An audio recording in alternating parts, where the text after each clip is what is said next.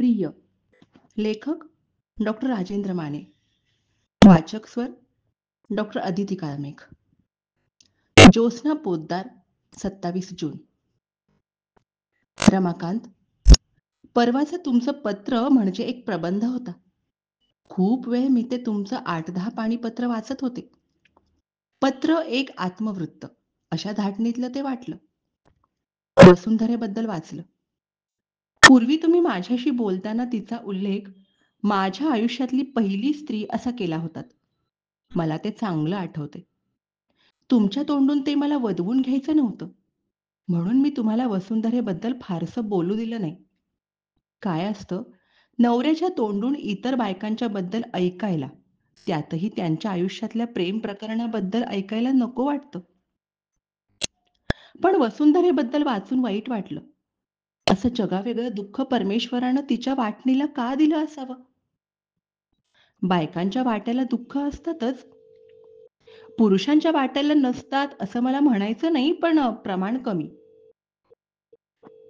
तर बायकांच्या वाट्याला दुःख असतातच.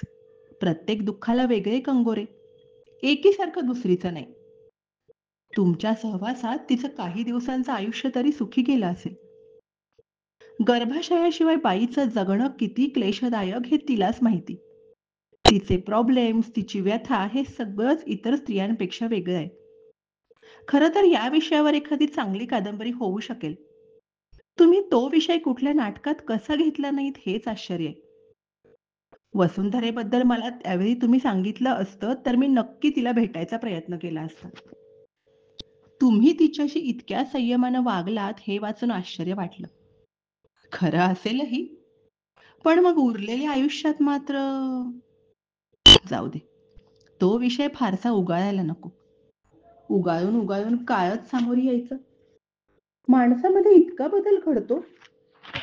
तुम्ही नंतर तिची कोणाकडून साधी चौकशी सुद्धा केली नाहीत. तिनं कितीही सांगितलं तरी तुमचं तिच्यावर प्रेम होतं ना. निदान मला तरी तसं वाटतं. हो, या पत्रात मात्र तुम्ही चक्क माझी चौकशी केली आहे. अगदी पत्राच्या शेवटी तुमचं वाक्य आहे, तू कशी आहेस? त्या वाक्यानंतर तुमचं पत्र संपतं. मी वाचताना त्या वाक्याजवळ येऊन ब्रेक लागल्यासारखी थांबले आणि मग लक्षात आलं, पत्रही संपले. रमाकांत, आता तुम्ही पत्रातून माझी चौकशी करताय, तेवढी लग्न झाल्यानंतर कधी केली का नाहीत हो? लग्नानंतर बायकोच्या बाबतीत एक प्रेमाचा शब्द बोलणंही तुम्हाला किती जड जायचं? आम्हा बायकांचा जीव मात्र नवऱ्याच्या एका प्रेमाच्या शब्दासाठी आतुर असतो. तुमच्याकडे येणाऱ्या सर्वांशी हसून मनमोकळं बोलायचात, पण माझ्या बाबतीत मात्र जेवढ्याच तेवढं. त्यामुळं आता तुम्ही तू कशी आहेस असं विचारताय, हे मनाला खरं वाटत नाही. तुम्हाला कदाचित आठवत नसेल, मी तिथं असताना माझी पूर्वीची म्हणजे लग्नापूर्वीची माहेरची मैत्रीण रेखा, तिनं आत्महत्या केल्याचं कळलं म्हणून मी 4 दिवस गावी जाऊन आले होते. तिकडून आल्यावर मला वाटलं तुम्ही विचाराल, तिला काय झालं होतं? पण तुम्ही एका शब्दानं चौकशी केली नाहीत. तेव्हाच काय, अजूनपर्यंत तुम्हाला मीही सांगितलं नाही की तिने आत्महत्या का केली होती.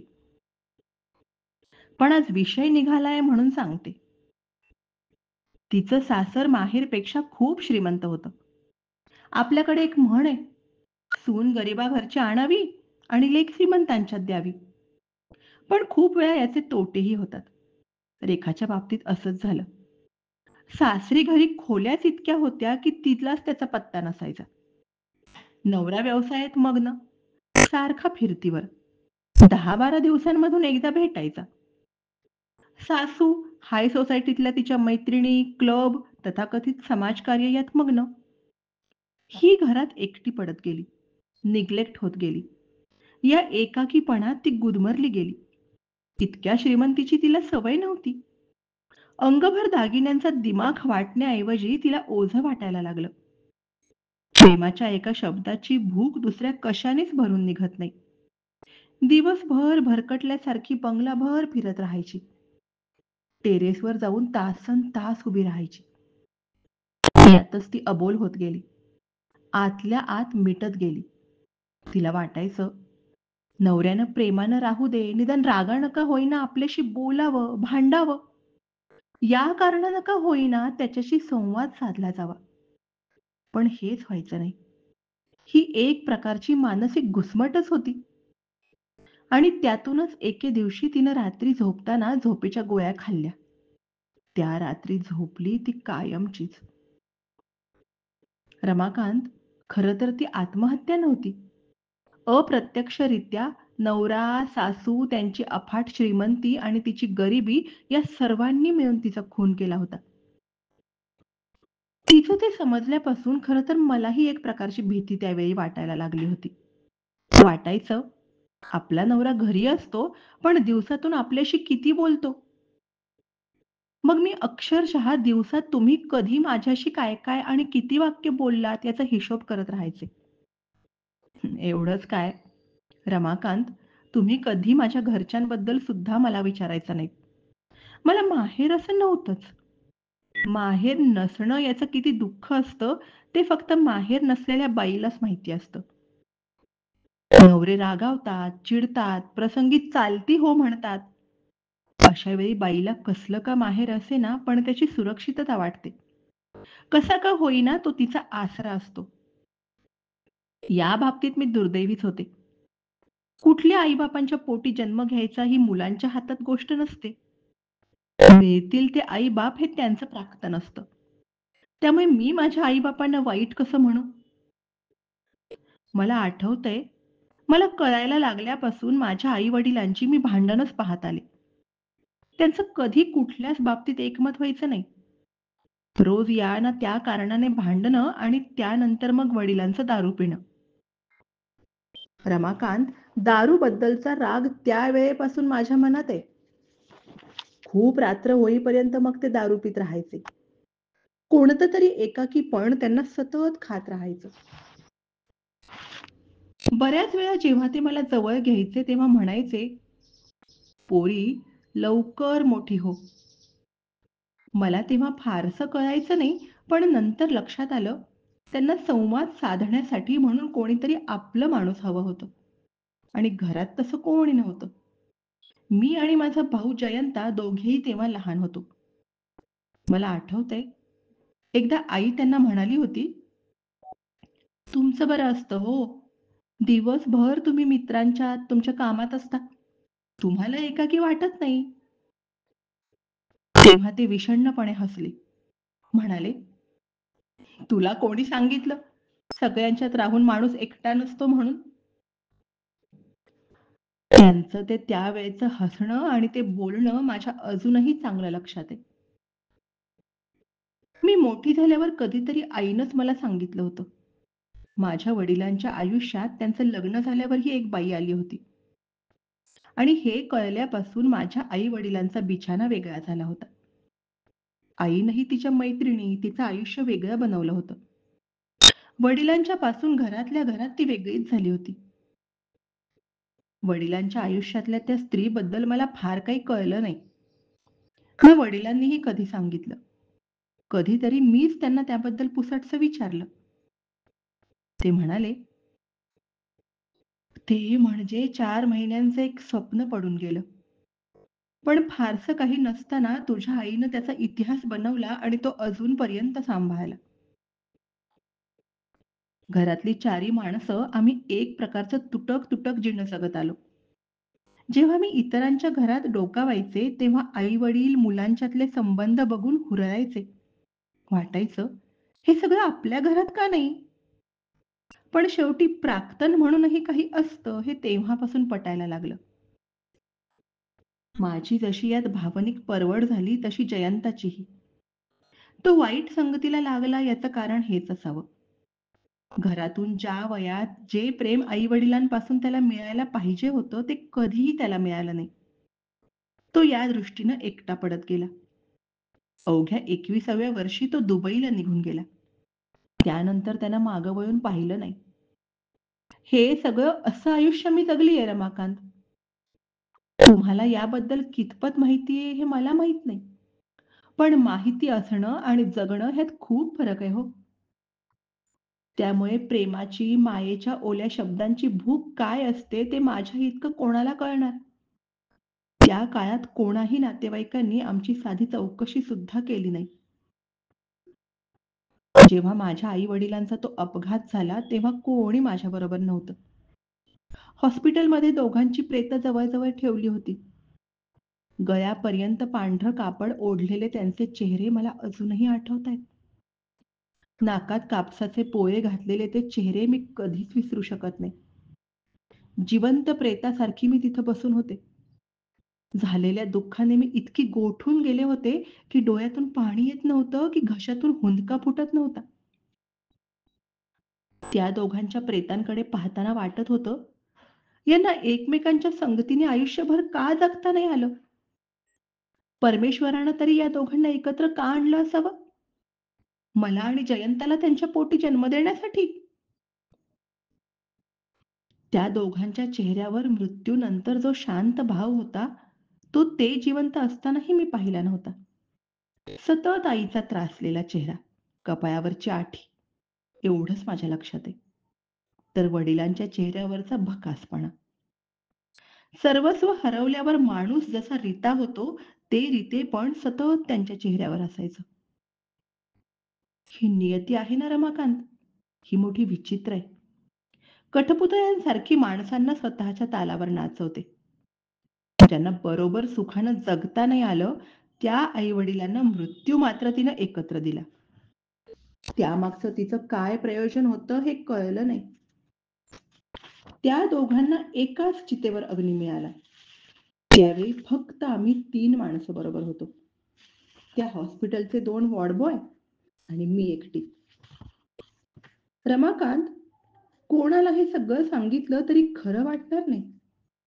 वाटेल एखाद्या सिनेमातल्या सीनविषयीच मी सांगतेय. पण हे खरंय. तुम्ही कधी पूर्वी मला विचारलं नाहीत. मी स्वतःहूनही कधी सांगितलं नाही. आपल्या आयुष्यांची पानं मनातल्या मनात मी साठवून जपून ठेवली. आत्मकथनात याचा तसा उल्लेख आलाय, पण तरी सुद्धा या पत्रात मी हे सगळं पुन्हा लिहितेय. याचं कारण मागच्या पत्रात तुम्ही माझी केलेली चौकशी. रमाकांत, या नियतीनं मला पूर्वीपासूनच घर लाभू दिलं नाही. दिल्या त्या फक्त वेटिंग रूम. ठराविक काळ राहण्यासाठी म्हणून. 4 भिंती आणि एका छतानं फक्त वेटिंग रूम्स बनतात, घर नव्हे. आणि रमाकांत, माहेरची वेटिंग रूम, तुमच्या घरची वेटिंग रूम आणि आता राहतेय ती वेटिंग रूम, हे माझं आयुष्य. आता या वेटिंग रूममध्ये 19 वर्ष गेली. प्रत्येक पर्वात मी वेगळं आयुष्य जगत आले, वेगळं भोगत आले. रमाकांत, 19 वर्षातलं सगळं कसं पत्रातून सांगता येईल? शेवटी मनातल्या किती व्यथांना, सुखांना आपण पूर्णार्थाने शब्दरूप देऊ शकतो? सगळं घडलेलं, भोगलेलं, "तू कशी आहेस?" या प्रश्नाचं उत्तर म्हणून मला नाही सांगता येणार. सगळ्या आठवणींचे तुकडे जोडून ते एकसलगपणे लिहायचं ही अवघड गोष्ट आहे. म्हणूनच कदाचित मी घर सोडल्यानंतरचं आत्मकथन लिहिलं नाही. लिहूही शकणार नाही कदाचित. कारण या 19 वर्षांमध्ये मी खास माझं स्वतंत्र आयुष्य जगले आहे. चौकटीबाहेरचं. चौकटीबाहेरचं असं लिहिलंय ह्याचा अर्थ ते मला सुखावह वाटलं, मनाला पटलं तसं. जे स्वतःला पटेल ते खरं. त्यावर इतर काय म्हणतील याचा विचार मी केला नाही. तुमच्या कानावर काय-काय आणि किती गोष्टी माझ्याबद्दलच्या आल्यात मला माहिती नाही. शक्यतो आपल्या साहित्य वर्तुळातल्या बातम्या बाहेर फुटतातच. आणि नुसत्या फुटतातच असं नाही, तर चांगल्या तिखट मीठ लावून प्रसंगी पराचा कावळा करून. त्यामुळे मी कशी आहे हे सगळं लिहिलं तर ते नक्कीच तुम्हाला आवडणार नाही. कारण प्रत्येक नवऱ्याच्या मनात स्वतःच्या बायकोकडे पाहताना एक पारंपरिक स्त्रीची प्रतिमा असते. डोक्यावर पदर घेणारी, नवऱ्याचे पाय चेपणारी, नजर उंचावून त्याच्याशी न बोलणारी. वटपौर्णिमेला हाच नवरा पाहिजे असं मनात धरून त्याच्या आयुष्याचं वरदान मागत वडाभोवती फेऱ्या घालणारी. आणि मग या प्रतिमेशी फाटात येऊन स्वतःच्या बायकोचं वर्तन घडायला लागलं, की नवरे लोकांना ते सहन होत नाही. एका गोष्टीचं आश्चर्य वाटतं हं. पुरुषांना बाहेर काहीही केलं तरी चालतं. काहीही म्हणजे अगदी काहीही. पण अशा पुरुषांना सुद्धा स्वतःची बायको मात्र धुतल्या तांदळासारखी लागते. तुम्ही सुद्धा त्याला अपवाद नाही रमाकांत. अनंताबरोबर मी गप्पा मारते, त्याला माझ्या कविता दाखवते, त्याच्याशी हसत-खेळत राहते, तर ते तुम्हाला सहन झालं नाही. मागच्या पत्रात तुम्ही त्याचा उल्लेख केलाय, पण तुम्ही कधी माझं मन जाणून घ्यायचा प्रयत्न केलात? सगळ्या बाबतीत स्वतःचंच खरं. मनात असलं तर बायकोशी बोलावं, नाहीतर दिवस-दिवस मौन. स्वतःशिवाय कधी दुसऱ्याला किंमत दिलीत? तुम्हाला आठवतं की नाही माहिती नाही मला, पण ज्या दिवशी अनंतानं मला त्याची सगळी चित्र दाखवली, ती चित्र त्यानं कुठे आणि केव्हा काढली हे मला सांगितलं. प्रत्येक चित्राचा इतिहास सांगितला, तेव्हा खरं तर तुम्हीही तिथं होतात. तो मला एकटीलाच सांगत होता अशातला भाग नाही, पण त्याच्या सांगण्याकडे तुम्ही दुर्लक्ष करत होतात. वास्तविक एका कलाकाराला दुसऱ्याच्या कलेचाही आदर असायला पाहिजे. तुम्हीही नाटककार म्हणजे कलाकारच होतात. कलेची पारख होती तुम्हाला. स्वतःच्या नाटकांचं नेपथ्य खूपदा तुम्ही लक्ष घालून करायचात. तिथं कोणती लँडस्केप्स पाहिजेत याबद्दल वाद घालायचात. तुमच्या मनातल्या लँडस्केप्स तुम्ही अनेक ठिकाणी हिंडून नाटकासाठी मिळवायचात. मग अनंताच्या चित्रांबाबत दुर्लक्ष करायचं कारण काय? पण त्या दिवशी जेव्हा अनंताला म्हटलं, "ए तू फक्त निसर्गचित्र काढतोस. माणसांची सुद्धा काढ. मॉडेल बसवून प्रयत्न कर." तेव्हा तो चुकून म्हणाला. खरं तर त्याच्या मनात काही सुद्धा नव्हतं, पण तो बोलून गेला. "तुम्हाला पाहिल्यापासून मला खूप वाटतंय, तुमचं एक पोर्ट्रेट करावं." मी हसून त्याची गोष्ट चेष्टेत घालवली, पण तुम्ही तिथून उठून गेलात. माझ्या ते लक्षात आलं. त्यानंतर 2 दिवस माझ्याशी बोलला नाहीत. दिवसभर घराबाहेर राहायचात. घरात मी एकटी आणि घरी आल्यावरही कामाशिवाय तुमचं बोलणं नाही. हे सगळं एक प्रकारचं मेंटल टॉर्चरिंग होतं, असं नाही तुम्हाला वाटत? तुम्ही त्या रजनी शेवडेशी बाहेर सोफ्यावर तासनतास गप्पा मारत बसायचात. तेव्हा मी तुमच्यासाठी आत कॉफी बनवत असायचे. पण कधी मी लगेच तुम्हाला त्याबद्दल काही म्हटलेलं मला आठवत नाही. नंतर तुम्ही अगदीच ताळतंत्र सोडलं तेव्हा मग सहन करणंच अवघड झालं. तुम्हाला या सगळ्या लहान-लहान घटना वाटतील, पण या सगळ्यातून मी खचत गेले. त्याच्यापेक्षा जास्त खचले ते त्यावेळी तुम्ही माझ्यावर केलेल्या आरोपांमुळे आणि तेही अनंतावरून. तुम्हाला माहिती नव्हतं का? अनंता माझ्यापेक्षा वयानं 4 वर्षांनी लहान होता आणि तरी सुद्धा तुम्ही मला अजूनही तो दिवस चांगला आठवतोय. आषाढ महिना. बाहेर जोरदार पाऊस कोसळत होता. तुम्ही टेबलावर तुमचा ड्रिंक्सचा सरंजाम मांडून बसला होतात. मी शेजारी आराम खुर्चीत मासिक वाचत होते. तुमचं पिणं चाललंच होतं. रामकाकांनी एकदा सांगूनही बघितलं, पण एवढा पेक घेऊन थांबतो असं म्हणूनही तुम्ही घेतच राहिलात. खरं तर माझं सगळं लक्ष तुमच्या पिण्याकडे होतं. डॉक्टरांनी 4 दिवसांपूर्वीच तुम्हाला न पिण्याबद्दल सांगितलं होतं, पण तुम्ही कधी कोणाचं ऐकलं नाहीतच. अगदीच तोल जायला लागला तेव्हा मी खुर्चीवरून उठून तुमच्या समोरची बाटली उचलली. तेव्हा तुम्ही पूर्ण दारूच्या नशेत होतात. बडबडत होतात. मी बाटली उचलल्यावर तुम्हाला राग आला. म्हणालात, "का का बाटली उचलतेस? झाली तेवढी बास झाली." "नाही, मला अजून पाहिजे." "तू तू कोण मला अडवणार?" "मी तुमची बायको." तुम्ही मोठ्यांदा हसलात.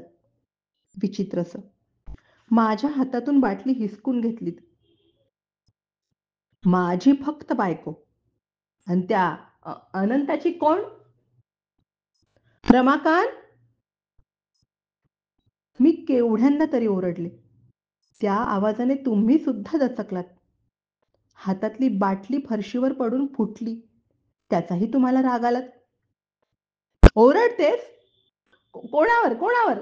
नवऱ्यावर? खरं समोर आलं की राग आला? तुला तुला काय वाटलं? मला काही माहीत नाही? रांडसाली, छिनाल. तुमच्या तोंडून असलं ऐकून मी सुन्न झाले. तुम्ही दारूच्या नशेत होतात. तुम्हाला नंतर रामकाकांनी धरून आत नेऊन झोपवलं. मी मात्र आरामखुर्चीत हुंदके देत रडत होते. कितीतरी वेळ. तुम्ही एक प्रतिभाशाली नावाजलेले नाटककार होतात. नाटकात माणसा-माणसातल्या तरल नात्यातले आविष्कार तुम्ही समर्थ भाषेच्या जोरावर उलगडून दाखवत होतात. पण प्रत्यक्षात मात्र तुम्हाला नात्यांमधली, संबंधांमधली तरलता, पावित्र्य काही समजत नव्हतं. स्टेजवर मांगल्याचा फुलोरा फुलवणारे तुमचे शब्द प्रत्यक्षात रांड, छिनाल अशी भाषा प्रत्यक्ष पत्नीला ऐकवत होते. मला तुमचा राग आला, पण त्यापेक्षा कीव आली. दारूच्या नशेत तुमच्या मनातलं सत्य बाहेर आलं. इतर वेळी मनात असूनही कदाचित तुमचं बोलायचं धाडस होत नसावं. अनंताबद्दल तर त्यावेळी माझ्या मनात काही सुद्धा नव्हतं. माझं मन अगदी स्फटिकासारखं निर्मळ होतं आणि त्याचं सुद्धा. पण मनात एकदा शंकेची गिधाडं घुसली की ती गैरसमजाची खिंडारं पाडतातच. तुमचं तसंच झालं. जणू तुम्हाला माझ्या अवतीभोवती अनंतच दिसायचा. अनंतामुळे मात्र माझ्या त्या एकाकी काळात दिवस चांगले गेले. हो, एकाकीच म्हणायला हवं. तुम्ही मला कधी आपली समजलीच नाही. रात्री जाणता-अजाणता क्षणाचा भोग घेतला गेल्यानं मनं एक होत नाहीत. त्या काळातले स्पर्श त्या क्षणापुरतेच असतात. कोरडे. अनंतानं निदान माझ्या अस्तित्वाची जाणीव ठेवली. भान ठेवलं. तेही कशाची अपेक्षा न ठेवता. खरोखर तो आला की मला बरं वाटायचं. काही कारण नसताना सुद्धा त्याचा मला केवढा तरी आधार वाटायचा. त्या क्षणापुरतं आयुष्यातलं ऊन हळुवार बनायचं. पण त्याच्या माझ्यातल्या त्या हळूवार नातेसंबंधांवर तुम्ही तुमच्या संशयाचे निखारे ठेवलेत. नको नको ते बोललात आणि फक्त माझ्या समोरच बोलला असतात तरी एक वेळ ते ठीक होतं. पण चार चौकडी जमवून दारू पिताना सुद्धा तुम्ही त्याबद्दल शिंतोडे उडवलेत. तुमच्या त्या दारुड्या दोस्तांसमोर. त्यांना काय? त्याचं भांडवल करून त्यांनी पराचा कावळा केला. स्वतःच्या बायकोच्या बदनामीचं कसलं सुख तुम्हाला मिळालं ते फक्त तुम्हाला माहिती. अनंताला जेव्हा हे समजलं तेव्हा त्याच्या डोळ्यात पाणी आलं. मी तरी त्याला काय समजावणार? रमाकांत, तुम्ही खूप चुकलात. पण एक गोष्ट खरी, तुमच्या अशा वागण्यानं माझं आत्मभान जागं होत होतं. आणि माझ्यावर संशय घेताना मात्र तुमची प्रकरणं चालू होतीच. त्या रजनी शेवडेच्या फ्लॅटवर 2-2 दिवस मुक्कामाला राहायचात.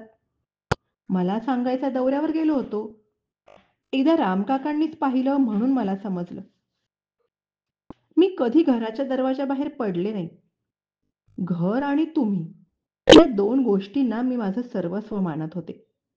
पण दोन्ही गोष्टी माझ्या नव्हत्या. खरं तर बाईचं लग्न झालं म्हणजे तिच्या माहेरच्यांना बरं वाटतं. वाटतं तिला हक्काचं घर मिळालं. पण खरं सांगू, हक्काचं घर स्त्रीला कधीच लाभत नाही. ते एक सोनेरी धुकं असतं. कोणत्याही क्षणी नष्ट होणारं. माहेरी बाप आणि भावाची चौकट असते. सासरी नवऱ्याची. लग्नानंतर बाप भाऊ निर्धास्त होतात आणि लग्नानंतर नवऱ्याच्या मनासारखं वागलं नाही किंवा त्याच्या मनासारखं वागलं तरीही सगळं बेभरवशीच असतं. मला तर त्या काळात कोणत्याही क्षणी मी उघड्यावर पडेन असं वाटत होतं. तुमचं एक बरं असायचं. कोणत्या गोष्टीबद्दल जाब विचारला की मद्याच्या नशेत होतो हे कारण. पण मद्याच्या नशेतच बायको घेऊन हिंडत होतात का? इतक्या सगळ्या बायका कशासाठी होत्या? त्या रजनी शेवडेबरोबर महाबळेश्वरला जाऊन राहायचा तेही नशेतच का? स्त्री आणि पुरुषाचा शरीर संबंध येणं म्हणजे अपघात नसतो किंवा ते नशेतच होत नाही. शरीर म्हणजे कधीही ब्रेक फेल होणारी गाडी नव्हे. जे घडतं ते सगळं समजून सवरून घडतं. चुकून माझ्या हातून घडलं किंवा ते अपघाताने घडलं. ही या प्रश्नांवरची उत्तरं नव्हेत. त्या सगळ्या पळवाटा झाल्या. त्यामुळे या गोष्टींबाबत तुम्ही आता वयाची 60 ओलांडताना सुद्धा कोणताही खुलासा देऊ नका. तुम्हाला माझा वाढदिवस कधी लक्षात राहिला का? माझा जाऊ दे, पण आपल्या लग्नाच्या पहिल्या वाढदिवसाच्या दिवशी तुम्ही रात्रभर घरी आला नाहीत. पहाटे 4ला आलात तेही शुद्धीत नव्हतात. हाताला धरून कॉटवर झोपवावं लागलं. एकदा सहज मी तुमच्या डायरीची पानं चाळली. खरं तर अशी चाळू नयेत, पण चाळली. डायरीच्या मागच्या 2 पानांवर दुसऱ्या संबंधित लोकांच्या वाढदिवसांच्या तारखा होत्या. त्यातही बायकांच्या जास्त होत्या हे काही वेगळं सांगायला नको. पण त्या यादीत माझं नाव कुठेच नव्हतं. तुम्ही सगळ्यांना आठवणीनं वाढदिवसांच्या शुभेच्छा पाठवायचा. मग माझा वाढदिवस किंवा आपल्या लग्नाचा वाढदिवस तुम्ही मुद्दाम विसरलात असंच म्हणायला नको का? माझ्या वाढदिवसानंतर 10-15 दिवसांनी मी काही खरेदीसाठी आपल्या नेहमीच्या कापड दुकानात गेले होते. तेव्हा तो दुकानदार म्हणाला, "बाईसाहेब, परवा साहेबांनी नेलेली साडी आवडली का?"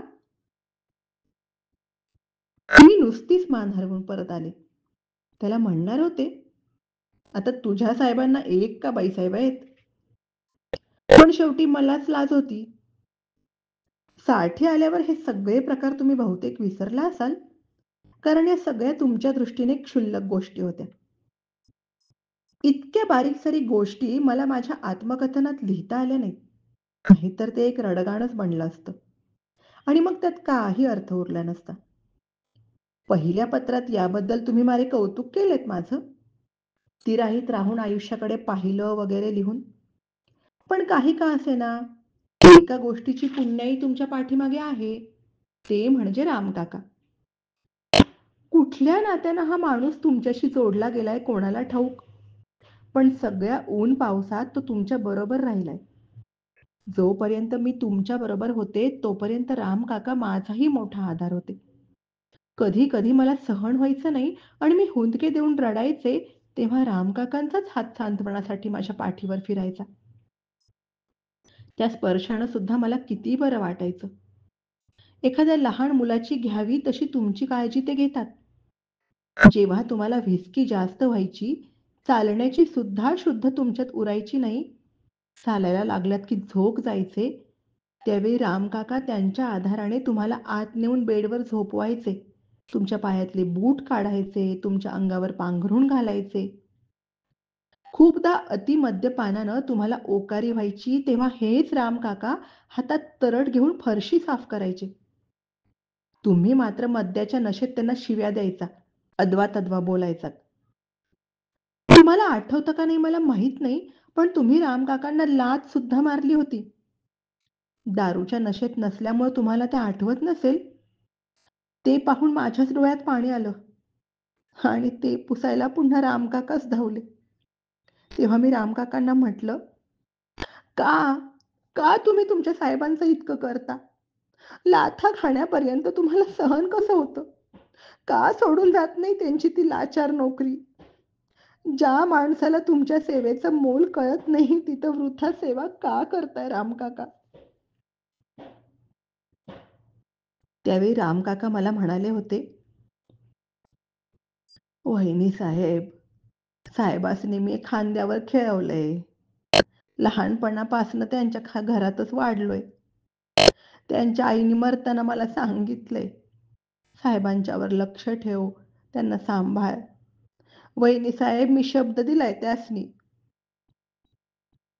रमाकांत, तुमच्या आईला दिलेल्या त्या शब्दासाठी रामकाका सगळं सहन करतायत.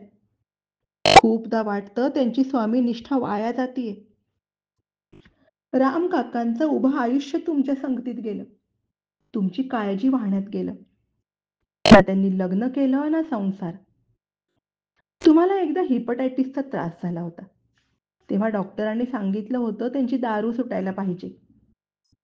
त्यावेळी रामकाका 4 दिवसांसाठी त्यांच्या कोकणातल्या गावी गेले होते. तिथल्या त्यांच्या देवाला नवस बोलायला. तुमची दारू सुटली तर ते त्या देवाला चांदीचे डोळे बनवणार होते आणि तोपर्यंत तर त्यांचे गुरुवार चालू होतेच. रात्री झोपेपर्यंत पाण्याचा थेंब सुद्धा ते घ्यायचे नाहीत. कामं मात्र रोजच्या इतकीच. त्या बिचाऱ्या देवाला डोळे बसवून घ्यायचं भाग्य नसावं. कारण अजून सुद्धा इतर बाया सुटल्या तरी ही बया तुमच्याकडून सुटली नाही असं मी ऐकू नये. त्यामुळे रामकाकांचे गुरुवार काही संपले नसावेत. रामकाका जितकं तुमचं करतात तेवढं इतर दुसरं कोणी करणं शक्य नाही. म्हणून म्हणतीये, तुमची पूर्वजन्मीची कोणती तरी पुण्याई रामकाकांच्या रूपाने या जन्मी उभी आहे. रामकाकांना संधिवाताचा त्रास पूर्वीपासूनच होता. आता तर ते पिकलं पान झालेत. ते घर सोडून आल्यावर त्यांची परत कधी भेट झाली नाही. त्यांना सांगा, त्यांच्या वहिनीसाहेबांना अजून रामकाकांच्या हातच्या अळूवड्या आठवतायत. गेल्या 19 वर्षात त्या चवीची अळूवडी खाल्ली नाही. रमाकांत, जेव्हा मला पहिल्या वेळी डोहाळे लागले होते, तेव्हा या रामकाकांनी किती म्हणून प्रकार मला करून खायला घालावेत. मला माहेर नव्हतंच. भाऊ तो तसा. माझं लग्न झाल्यावर बहीण जिवंत आहे की मेली याची त्यानं चौकशी सुद्धा केली नाही. आई तर लग्नाआधीच गेलेली. रमाकांत, जोपर्यंत बाईला आई असते ना, तोपर्यंतच तिचं कोड कौतुक आणि लाड असतात. जेव्हा दिवस जातात तेव्हा तर आईची गरज तीव्रतेने असते. खूप बारीक सारीक गोष्टी असतात. तुम्हा पुरुषांना त्या नाही समजायच्या. पण रामकाकांच्या रूपानं जणू माझी आईच त्या घरात वावरती असं मला वाटायचं. डोहाळ्यानं पोटात अन्न ठरायचं नाही. काही खाल्लं की लगेच उलटी व्हायची. त्यावेळी रामकाका कसली कसली चाटणं करून मला चाटायला द्यायचे. त्यांना एवढं सगळं ज्ञान कुठून होतं कोणाला माहिती. आणि जेव्हा माझं बाळ जन्मतःच मला सोडून गेलं, तेव्हा माझ्यापेक्षा रामकाकाच जास्त रडले. त्यावेळी तुम्ही नाट्य संमेलनासाठी 7 दिवस दौऱ्यावर होतात. मला अजून आठवतंय. मी सुन्न होऊन हॉस्पिटलमधल्या कॉटवर बसले होते. वारंवार माझी नजर रित्या पाळण्याकडे जात होती आणि माझ्या पायथ्याला कॉट शेजारी उभे राहून रामकाका हमसाहमशी रडत होते. रमाकांत, घरी गेल्यावर मी काहीतरी शोधत होते तेव्हा चुकून माझ्या हाताला एक कापडाचं गाठोडं लागलं. काय असेल त्याच्यात? अहो, त्याच्यात रामकाकांनी हातावर शिवलेली झबली, टोपडी, लंगोट होते. ते पाहून मला खूप रडू आलं. रमाकांत, त्यावेळी मला कळलं पुरुषात सुद्धा माऊली दडलेली असते. पण क्वचित ती व्यक्त होते. ज्ञानेश्वरांना माऊली का म्हणतात तेव्हा मला समजलं. ते घर सोडताना रामकाकांच्या मायेनं माझे पाय काही क्षण लटपटत होते हे नक्की. रामकाकांना सांभाळा. तुमच्या प्रकृतीला जपा. वय वाढीला लागलं की शरीर साथ देत नाही. मनाच्या शक्तीवर हा डोलारा तोलून धरण्याचा प्रयत्न करावा लागतो. आज सकाळी भरली वांगी केली होती. तुमची आठवण झाली. भरली वांगी तुम्हाला आवडतात ना? रामकाका ती चांगली बनवतात. मी तिथं होते तोपर्यंत आठवड्यात 2दा तरी ती बनायचीच. ते घर सोडल्यापासून मी फारशी बनवत नाही. पण काल बाजारात वांगी पाहिली आणि राहवलं नाही. पत्र पाठवत जा. सौ ज्योत्स्ना.